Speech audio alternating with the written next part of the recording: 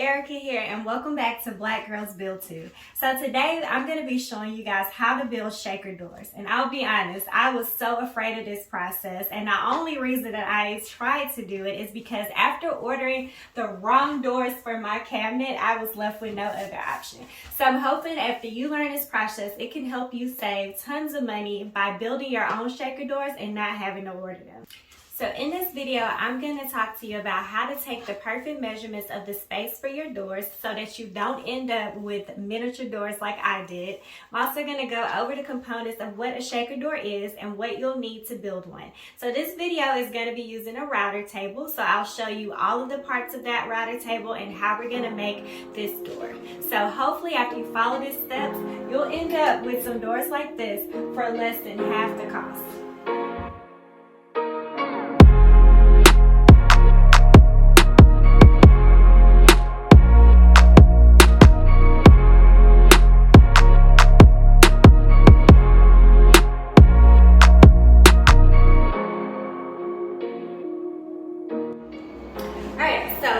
Let's just talk about what a shaker door is and what are the components of a shaker door. So a shaker door is basically just a door with a flat center panel and very minimal detailing on it. It's also one of the most common style of doors used in kitchen cabinetry.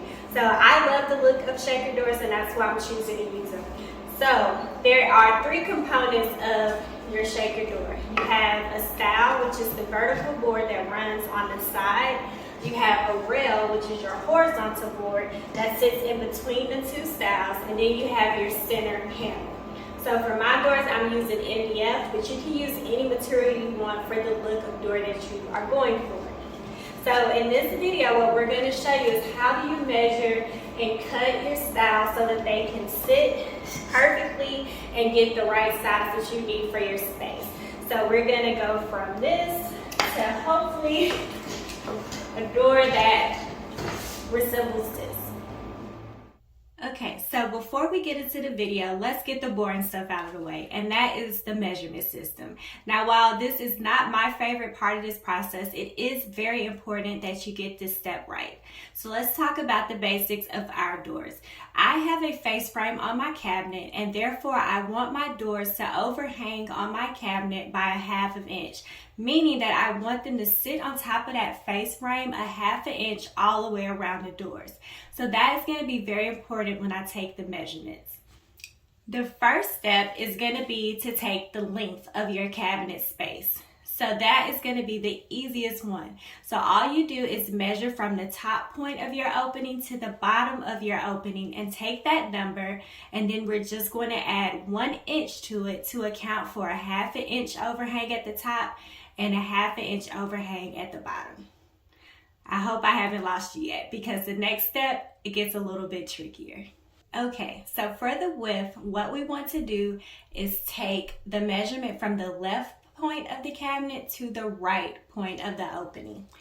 That's going to give us the number that we're going to add 1 inch to account for 1/2 inch overhang on the left and 1/2 inch overhang on the right. Now, before we can get the measurement of the two doors, we want to subtract 1/16 of an inch from that number. This is going to allow our doors to open and close without rubbing up against each other. Once you have that number, then all you do is divide by 2, and that is going to give you the total width of your door. But I'm sorry, it doesn't end there. Now we have to talk about the door itself. But for right now, let's talk about the formula to get the width of your stile and your rail. So for me, I am using a 1x3 pine board, which means that the width of my 1x3 is actually 2.5 inches. So I know that I'll have 2 vertical boards, which will be my stiles, and I need to figure out what width I need to cut my rails, which will sit in between the 2 stiles. So if I have my total width, I want to subtract 5 inches from that to account from the 2 stiles. This will give me the length of the rail. But because I am using tongue and groove systems, that means I will have a tongue to account for. So I take the length of my tongue, which for me was 3/16 on both sides, and I'm going to add that to the width that I got. This should give you the width of the rail that you need to cut. So if I've lost you, don't worry. You can use the formula that's on the screen and adjust for whatever material you have to get that. Hopefully I haven't lost you, and hopefully that's clear as mud. Now let's get into the video. Okay, so here's my beginner DIY trick to shaker doors. The difficult part about this is you have to be extremely precise when you're making your cuts and measurements for the doors. If you build them correctly, you'll only have a 1/16 of an inch of space in between to allow your doors to close smoothly.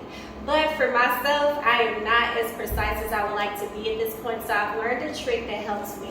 Instead of cutting all your pieces of wood at the same time for both doors, I like to start with the first one, get it completely made. That way I can measure and make sure that I hit my measurement spot on. And if I didn't, I can make those micro adjustments on the second door and I won't have to rebuild the entire door. So I hope that tip works for you too. Okay, now that we have our stiles and rails cut, the next part of this process, I'm going to be using a router table. So I'm using a Ryobi router table, and I got the router. So both the router and table were under $200, which was the most affordable ones I could find.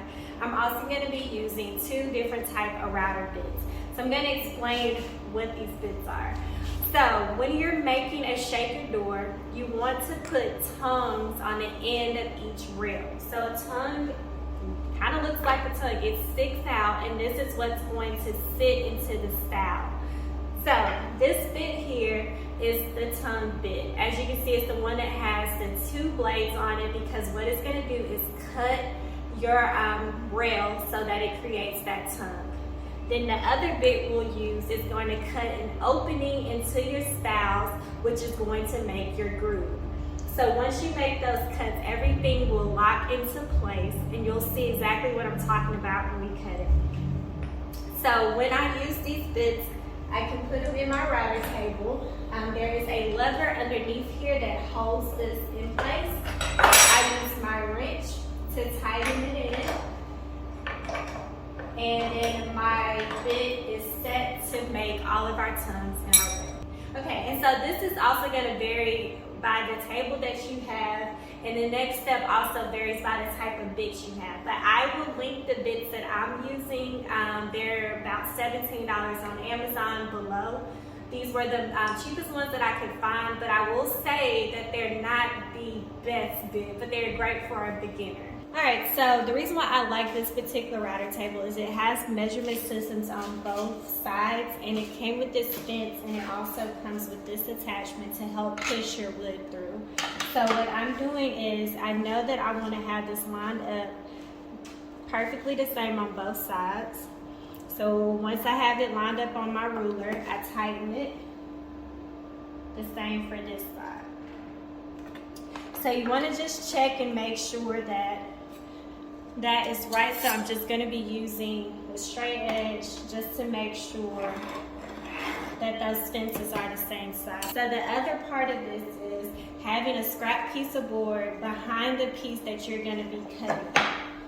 So that will help to prevent it from splintering your wood. As you can see on this piece, I did have some of the wood split because I was not using a scrap piece.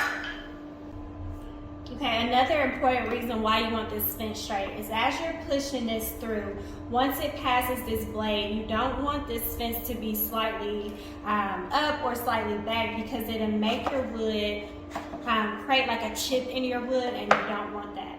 So getting this fence perfectly straight is important, and as you're pushing it through, you want to hold the same pressure all the way through so that that is going to give you a very straight cut. The other thing is I have my shop back here. This table creates a lot of dust, so sawdust, and so I'm trying to help prevent making a big mess with it. So it does have an attachment where you can connect your hose. Unfortunately, my shop back hose does not fit, so I just pulled the hose off, and hopefully it's going to try to suck as much of the sawdust as possible so I'm not creating a big mess. Alright, and the next important thing is we want to mark on here what is the front piece. So when I'm making my cuts, I always have the front of the board laying down. So this is actually going to be the front of your door, which is where people will see it. So every time I cut, I make sure to flip this where the front is facing down. So for me to remember that, I just put an F on there. Okay, and before we start making our first cut, this is the part that depends on your bit that you choose. So for this particular bit, I want to line this up where this blade is right at the top. So some videos you watch, they'll tell you to make the groove in the middle, but the way that this bit is set up, it won't allow you to do that. So what I do is I just make sure that the top is lined up, and that is where I'm going to set it to make all of my cuts. All right, so just know that every bit is slightly different, and so you'll have to figure out the setting you need for the particular bit that you purchased. So this is the part where I had to figure out through trial and error. And so with this particular bit, just remember, set this blade where the top is going to cut away. And you'll see once I make the cut why that's important.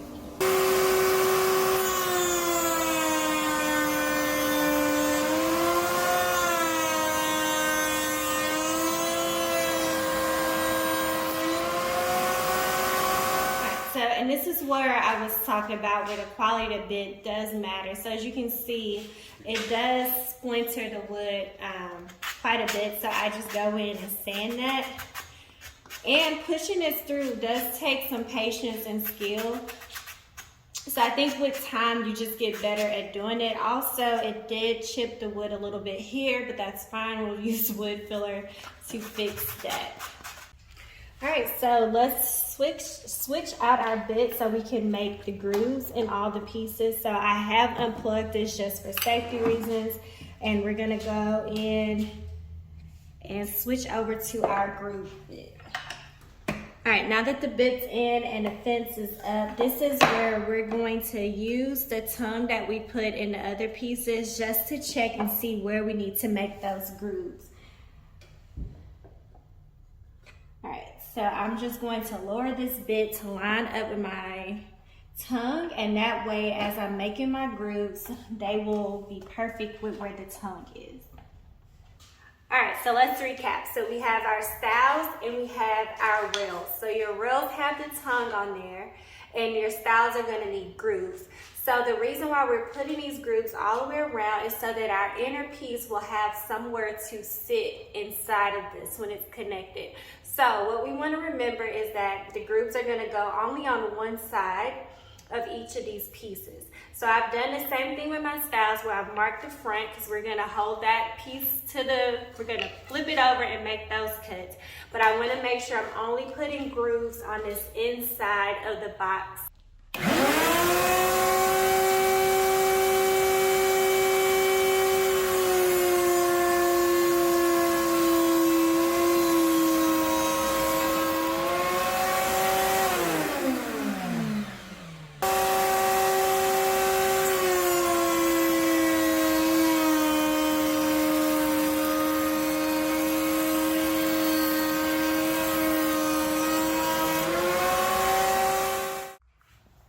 Next step is we have our tongues and grooves put into the right place. So now I just want to make sure the groove I created is actually going to be enough space for my MDF.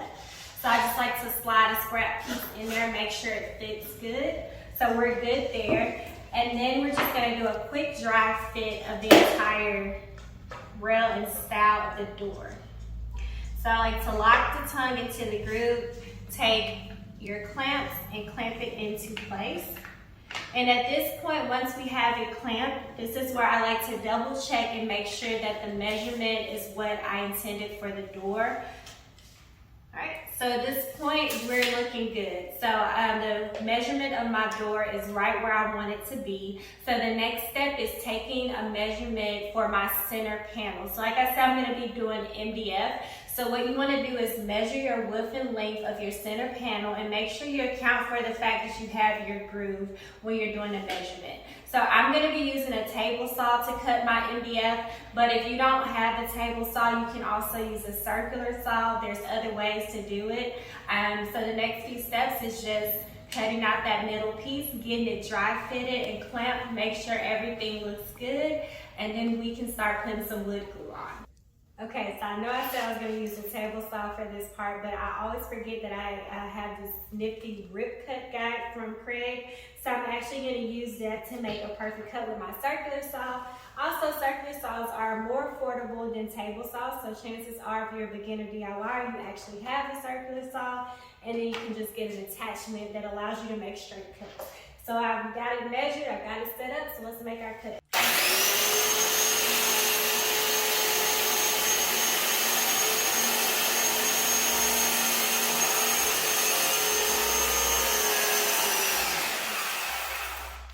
Okay, so we have our NDF center panel, we have 2 rails and 2 stiles. Next thing is we're gonna put all of that together.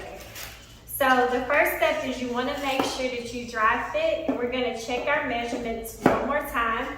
And then if we're comfortable with our measurements, everything is square, we'll add some wood glue and put the whole door together.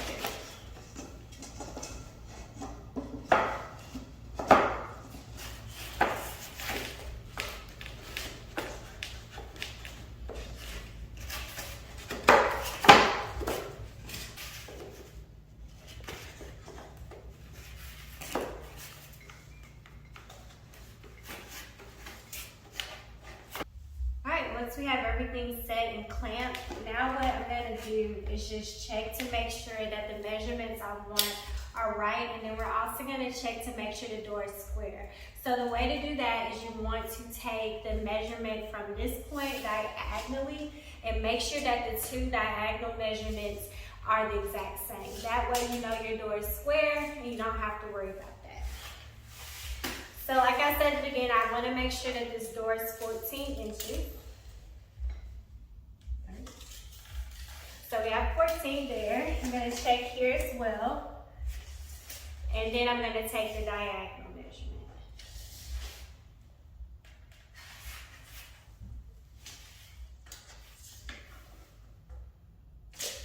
Alright, so we have a square door. We have the right width that we need. Next step is I'm just going to put in some wood glue into our tongue, and we're going to leave this clamp so that the wood glue can set. I'm also going to use some wood filler to try to fill in some of these gaps that we have. And then after everything is dry, we'll sand it down and the door will be ready for priming and painting. Alright, but before we can prime, we do want to put in the holes that we're going to use for our hinges. And so I have a Craig jig hinge jig that allows you to make the perfect hinge hole each time. So what we'll do is let this dry, come back and get our hinge holes created.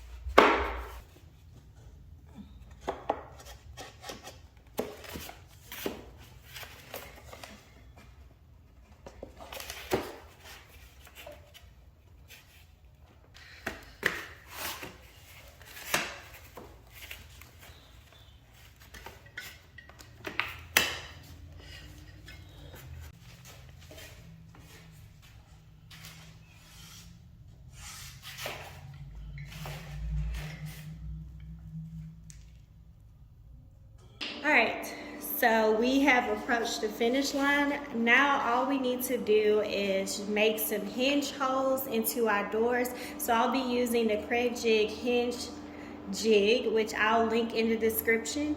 All we do is attach that to our drill. Then we're going to attach it to the jig and then drill some holes for our hinges. Now this is set to have a 1/2 inch overlay, which is the amount of overlay my hinges are designed for. And I have my drill on its highest setting, and then we're just gonna make a hole.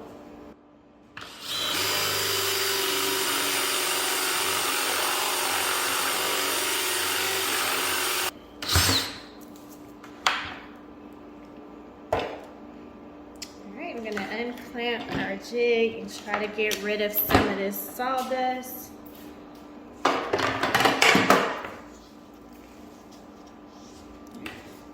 And as you can see, we have a perfect hole for our hinge. Because of the type of hinges I have, I'm going to attach these and then drill 2 other small holes for our screws. Okay. So as you can see, the hinge fits right into that hole, and all we have to do is drill little pilot holes for our screws and attach it. And that's it. So I'm going to repeat this step 3 more times and get our doors put up. Alright guys, and there you have it. I was able to build all of my shaker doors for less than $100. So I'm hoping that if you follow these steps, you can build all of the shaker doors you want and save money in the process. So make sure you leave a comment below. Let me know any tips and suggestions you have, or if you have any questions for me, that's always greatly appreciated. Also, make sure to like this video and subscribe to the channel because there's a lot more coming your way. So as always, be strong, be courageous, and go out and build some shit.